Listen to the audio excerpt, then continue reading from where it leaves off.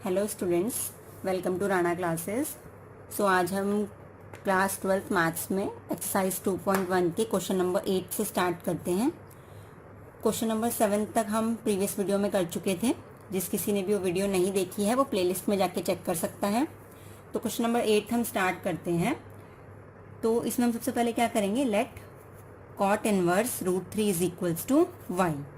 और हमें क्या करना है, इस y की वैल्यू कैलकुलेट करनी है क्योंकि y ही किसके बराबर है, कॉट इनवर्स √3 के बराबर है। तो कॉट इनवर्स को उधर ले जाएंगे तो हमने पढ़ा था कि कॉट y बन जाएगा वो उधर जाके, और इधर क्या बच गया, √3। ये इधर चले जाएगा कॉट y और इधर बच गया √3। अब इधर कॉट है तो इधर भी कॉट में ही बनाना है। तो हम देखेंगे कि कब कॉट की वैल्यू √3 होती है। तो कॉट की वैल्यू कब होती है √3, π/6 पे। तो कॉट π/6 का मतलब कॉट 30 जो होता है वो हमारा क्या होता है, √3 होता है। तो कॉट π/6 पे √3 वैल्यू होती है। कॉट से कॉट कैंसिल, y की वैल्यू हमारी कितनी आ जाएगी, π/6 आ जाएगी। अब एक और चीज, जो कॉट इनवर्स x होता है उसका एक डोमेन होता है और ये होती है प्रिंसिपल ब्रांच। इस प्रिंसिपल ब्रांच में के अंदर अंदर ही हमारा क्या आना चाहिए, y की वैल्यू आनी चाहिए, मतलब इसका आंसर आना चाहिए। क्योंकि हमें क्या निकालनी है, क्वेश्चन में बोला है प्रिंसिपल वैल्यू निकालो।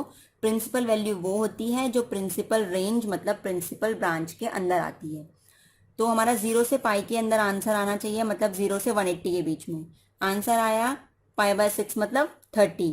तो 30 जो होता है वो 0 से पाई के बीच में होता है। तो इसलिए हमारे पास क्या आ गई, प्रिंसिपल वैल्यू। तो नेक्स्ट क्वेश्चन करते हैं हम। 9th पार्ट है हमारा, कॉस इनवर्स -1/√2। तो हम इसको भी सबसे पहले क्या करेंगे, y मान लेंगे। तो हमने इसको y मान लिया। कॉस इनवर्स उधर जाएगा तो हो जाएगा हमारे पास कॉस y, और इधर बच गया -√2, 1/√2। तो अब हमें देखना है, इधर कॉस है तो इधर भी कॉस में ही बनाना पड़ेगा कि कब कॉस की वैल्यू 1/√2 होती है, हमें ये चेक करना पड़ेगा। तो कॉस की वैल्यू जो होती है 1/√2 होती है π/4 मतलब 45 पे। तो कॉस 45 हमारे पास क्या होता है, 1/√2। तो ये आ गया कॉस π/4। अब अभी हम यहाँ से कॉस कॉस कैंसिल नहीं कर सकते बिकॉज हमारे पास नेगेटिव है। ठीक है, हमने पिछली वीडियो में भी पढ़ा था कि कॉस सेक इनके अंदर नेगेटिव नहीं जाता है। ठीक है, साइन टेन जो होते हैं इनके अगर बाहर नेगेटिव है तो वो कहाँ चले जाता है, अंदर के एंगल के अंदर चले जाता है। तो हम इसको अंदर तो ले जा नहीं सकते हैं। तो अब हमें देखना होगा कि कॉस नेगेटिव है ना, तो कॉस नेगेटिव कब कब होता है। तो हम देखते हैं, हमें पता है यहाँ पे हमारे ऑल पॉजिटिव होते हैं, यहाँ पे हमारे पास साइन और कॉसेक पॉजिटिव होते हैं, यहाँ पे हमारे टेन और कॉट पॉजिटिव होते हैं, और यहाँ पे कॉस और सेक पॉजिटिव होते हैं। दैट मीन्स जो कॉस होगा वो यहाँ मतलब 4th क्वाड्रेंट में पॉजिटिव है और 1st क्वाड्रेंट में पॉजिटिव है। बाकी 2nd एंड 3rd क्वाड्रेंट में कॉस पॉजिटिव नहीं होता है। तो इन दोनों में नेगेटिव होगा कॉस, तो इन्हीं दोनों में ये आंसर आ सकता है हमारा। ठीक है, तो हमें पता है कि जो कॉस ये क्या है, 2nd क्वाड्रेंट में क्या लिखते हैं हम, π-θ। 180 में से थीटा माइनस करोगे तो क्या जाएगा, 2nd क्वाड्रेंट आ जाएगा। तो कॉस π-θ क्या हो जाएगा, माइनस कॉस थीटा, मतलब वो क्या बनाएगा, कॉस को नेगेटिव बनाएगा। और π+θ, ये पाई होता है, π+θ करेंगे तो 3rd क्वाड्रेंट में पहुंच जाएंगे। और कॉस π+θ भी हमारे पास क्या होता है, माइनस कॉस थीटा। अब जो कॉस इनवर्स होता है उसकी जो रेंज होती है, दैट मीन जो उसकी प्रिंसिपल ब्रांच होती है वो होती है 0 से पाई। तो हमारा आंसर हमें 0 से बड़ा या फिर 0 और पाई या पाई से छोटा चाहिए। तो पाई से छोटा चाहिए, दैट मीन्स हम इसको नेग्लेक्ट कर देंगे। ये π+θ हो जाएगा तो ये क्या हो जाएगा, पाई से ज्यादा हो जाएगा। तो 3rd क्वाड्रेंट वाला केस नहीं लेंगे, हम लेंगे 2nd क्वाड्रेंट वाला केस। दैट मीन्स हमारा जो माइनस कॉस थीटा होगा, थीटा क्या है हमारे पास, π/4। तो माइनस कॉस π/4, थीटा की जगह अगर मैं π/4 रख दूं तो माइनस कॉस π/4 हमारा क्या आएगा, कॉस पाई माइनस π/4। इस पूरे में हमने थीटा की जगह क्या रख दिया, π/4। तो माइनस कॉस π/4 को मैं लिख सकती हूँ कॉस पाई माइनस π/4। अब इसको हम क्या लिख सकते हैं फर्दर, यहाँ पे कुछ नहीं है मतलब 1 है, एलसीएम लिया 4, 1 की टेबल में 4 टाइम्स, ऊपर मल्टीप्लाई करेंगे तो क्या आ जाएगा 4 पाई, 4 की टेबल में 4 1 टाइम्स, तो ऊपर मल्टीप्लाई करेंगे तो पाई ही रहेगा। ये बन जाएगा हमारे पास cos 4 pi minus pi 3 pi upon में 4। तो minus cos pi by 4 transform होके बन गया कॉस 3 पाई बाय 4। तो अब जो हमारे पास ये था cos y is equals to minus cos pi by 4, तो माइनस कॉस पाई बाय 4 की जगह हम लिखेंगे कॉस 3 पाई बाय 4। कॉस से कॉस कैंसिल हो जाएगा और y की वैल्यू हमारे पास आ जाएगी 3 पाई बाय 4। और ये जो 3 पाई बाय 4 है वो हमारी प्रिंसिपल ब्रांच मतलब 0 से पाई के बीच में आता है, इसलिए यही हमारी क्या होगी, प्रिंसिपल वैल्यू होगी। तो ये हमारा 10th क्वेश्चन आ गया। 10th क्वेश्चन भी उसी तरीके से सॉल्व करेंगे। सबसे पहले हम लेट कर लेंगे कि जो हमारा कॉसेक इनवर्स माइनस √2 है वो क्या है, हमारे पास y है। अब उसके बाद कॉसेक इनवर्स उधर जाएगा तो क्या बन जाएगा, cosec y is equals to minus √2। इधर कॉसेक है तो इधर भी कॉसेक में देखिए कब √2 आता है, तो हम कॉसेक में चेक करेंगे। जो कॉसेक में √2 आता है वो आता है पाई बाय 4 पे, तो √2 की जगह हमने लिख लिया कॉसेक पाई बाय 4 और ये हो गया कॉसेक y। और मैंने आपको पिछली वीडियो में बताया था कि साइन टेन कॉसेक इसमें जो नेगेटिव होता है वो एंगल के अंदर चले जाता है, ठीक है, क्योंकि कॉसेक माइनस एक्स होता है माइनस कॉसेक एक्स, तो इसमें क्या हो जाएगा, एंगल चले जाएगा, एंगल के साथ चले जाएगा नेगेटिव, ये हो जाएगा माइनस कॉसेक पाई बाय 4 हो जाएगा कॉसेक माइनस पाई बाय 4, इधर आ जाएगा कॉसेक वाई। ये बस साइन टेन और कॉसेक में ही होता है, बाकी तीनों में ये पॉसिबल नहीं है। बाकी तीनों में हमें क्वाड्रेंट चेक करना पड़ेगा कि किसमें वो नेगेटिव होंगे। तो कॉसेक से cosec cancel, y is equals to minus pi by 4। अब ये चेक करना है क्या ये वैल्यू प्रिंसिपल ब्रांच के अंदर, प्रिंसिपल रेंज के अंदर आती है। माइनस 90 से 90 के बीच में माइनस 45 आएगा, ठीक है, और माइनस 0 0 नहीं आना चाहिए, तो 0 भी नहीं है ये, और ये क्या है, इन दोनों के बीच में है। दैट मीन्स हमारा प्रिंसिपल रेंज के अंदर ये आ रही है, that means this is our principal value. अब एक इम्पॉर्टेंट रिजल्ट हम पढ़ेंगे क्योंकि इस रिजल्ट के बाद ही हम आगे क्वेश्चंस को सॉल्व कर पाएंगे। अब ये इंपॉर्टेंट रिजल्ट क्या है, sine inverse sine x is equals to x कब होगा, कब ये साइन फंक्शन साइन इनवर्स को काट के ये दोनों एक्स देंगे। दैट मीन्स ये साइन इनवर्स है और ये साइन है, ये एक दूसरे के इनवर्स है। दैट मीन्स ये कैंसिल आउट हो जाए कब, कि जो आंसर है एंगल वो मिल जाए हमें। तो ऐसा कब पॉसिबल है, अब हमें दिख रहा है कि अगर मैं इसे छुपा दूं, साइन एक्स को छुपा दूं अगर मैं, तो ये साइन एक्स और कुछ नहीं साइन इनवर्स के लिए एक एंगल का काम ही तो कर रहा है। साइन इनवर्स और यहाँ पे क्या आता है, कोई एक्स एंगल, कोई भी एंगल आता है, वो पूरा एंगल हमारा क्या है अब साइन एक्स, ठीक है। दैट मीन्स साइन इनवर्स बीच में कोई भी एंगल है उसका आंसर एक्स कब आएगा, तो साइन इनवर्स वैल्यू लेता है यहां से और आंसर कहाँ आता है ये, ठीक है। तो साइन इनवर्स एक्स क्या है, ये डोमेन है उसका, तो वैल्यू लेगा एंगल की, एंगल की वैल्यू वो लेगा -1 से 1 तक, और जो आंसर निकल के आएगा वो आएगा -π/2 से π/2 पे। दैट मीन्स ये साइन इनवर्स और ये कोई भी एंगल है, इस पूरे का आंसर जो होगा वो कहाँ होना चाहिए, -π/2 से π/2 पर, और आंसर क्या है हमारा x है, तो x बिलोंग्स टू -π/2 से π/2। जब भी x -π/2 से π/2 पे बिलोंग करेगा तब ही हमारा साइन इनवर्स साइन x क्या होगा, x होगा। दोबारा से एक बार समझ लीजिए, साइन इनवर्स ये कोई भी एंगल है, जिस एंगल पे साइन इनवर्स डिफाइन है, अगर मैं इसे छुपा दूं, साइन इनवर्स ये कुछ समथिंग एंगल है, उसका आंसर हमारा x आ रहा है। हमें पता है साइन इनवर्स वैल्यूज यहां से लेता है और आंसर आता है यहाँ पे, ठीक है। यहाँ पे साइन इनवर्स का आंसर x है और यहाँ से साइन इनवर्स का आंसर ये आता है, क्योंकि रेंज यही होती है साइन इनवर्स की। दैट मीन्स x कहाँ होना चाहिए, इसी आंसर में होना चाहिए कोई ना कोई, तो x कहाँ बिलोंग करना चाहिए, ये होना चाहिए। तो साइन इनवर्स साइन x का आंसर x तभी होगा जब x कहाँ बिलोंग करेगा, -π/2 से π/2।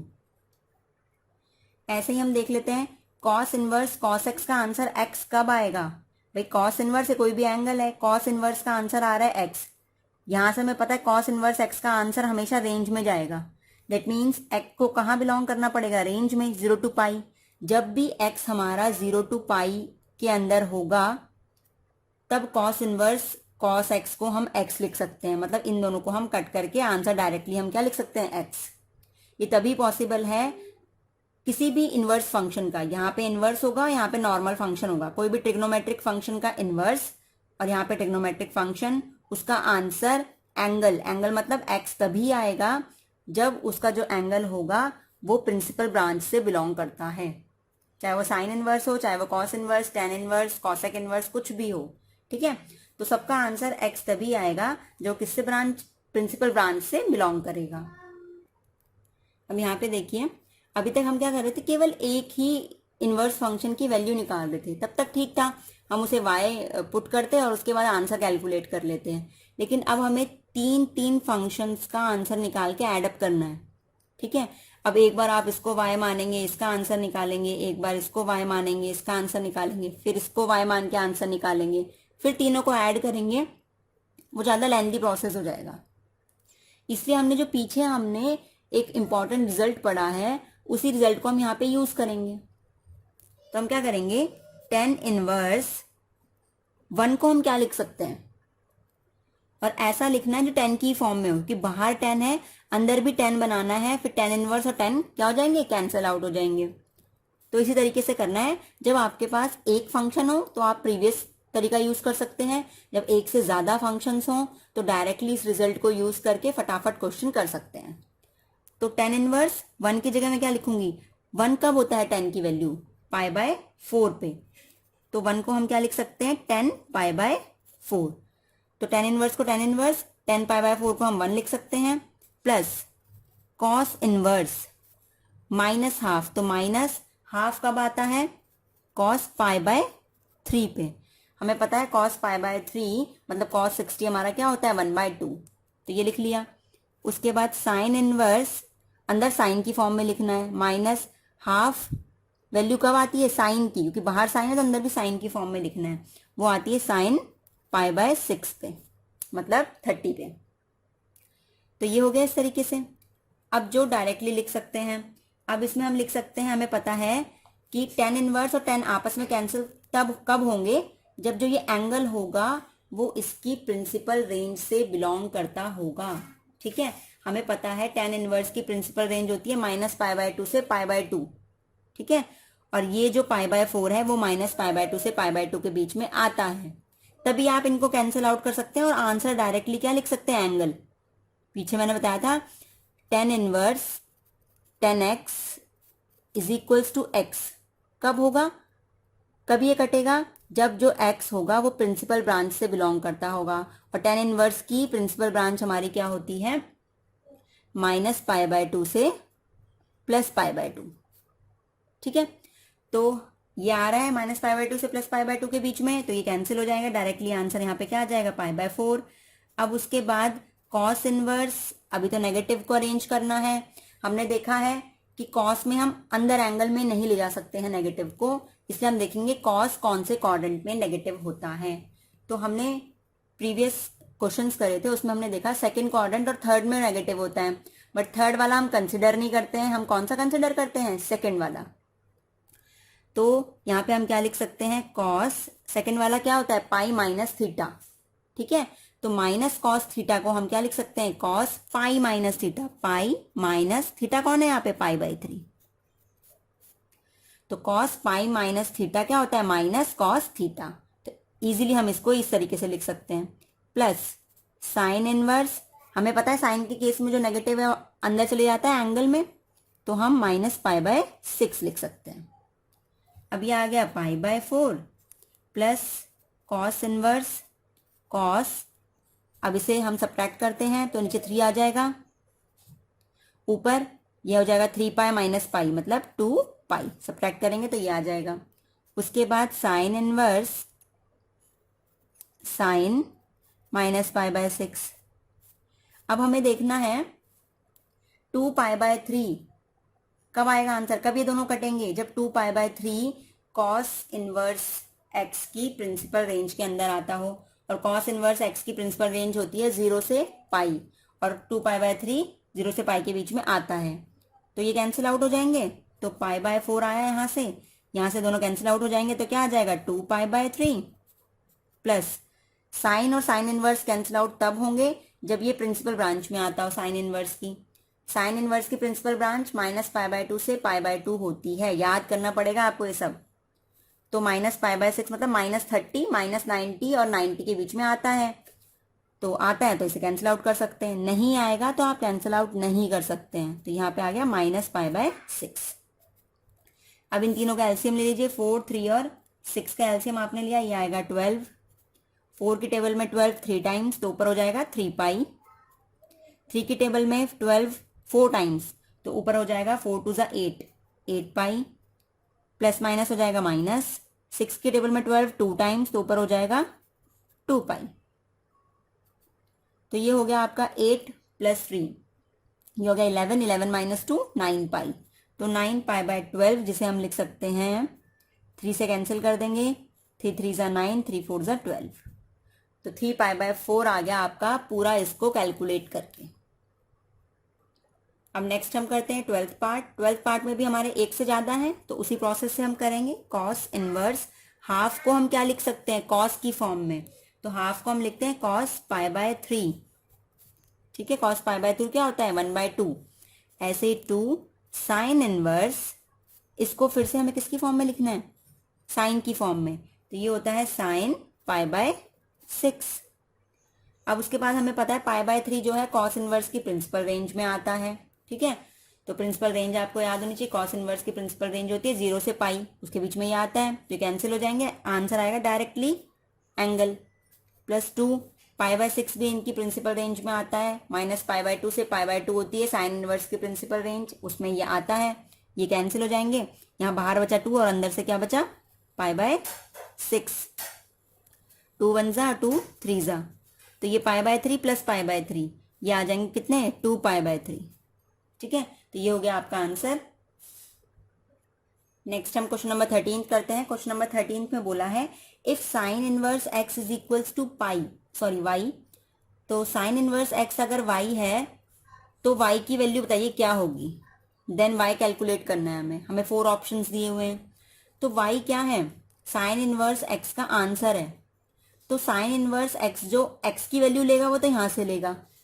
ठीक है, और x की वैल्यू यहाँ रखने पे जो भी आंसर आएगा साइन इनवर्स x का वो आएगा यहाँ। ठीक है, तो हमें पता है साइन इनवर्स x मतलब एंगल वो यहाँ से लेगा डोमेन से, और डोमेन रखने पे जो भी आंसर कैलकुलेट होके आएगा मतलब साइन इनवर्स x की वैल्यू कैलकुलेट होके यहाँ आएगी। दैट मीन्स जो हमारा y होगा वो कहाँ से बिलोंग करना चाहिए, -π/2 से π/2 पे। तो y किस किस के बीच में होना चाहिए, -π/2 के बराबर या उससे बड़ा, और π/2 से छोटा या उसके बराबर। ठीक है, तो ये हमारा ऑप्शन होगा और दिस इज बी ऑप्शन, तो हमारा बी ऑप्शन करेक्ट होगा। नेक्स्ट हमारा 14th है tan inverse √3 - sec inverse -2। tan inverse √3 calculate करेंगे। tan इनवर्स √3 कब होता है, 10 में, तो 10 में √3 होता है π/3, 10 π/3 होता है हमारे पास √3।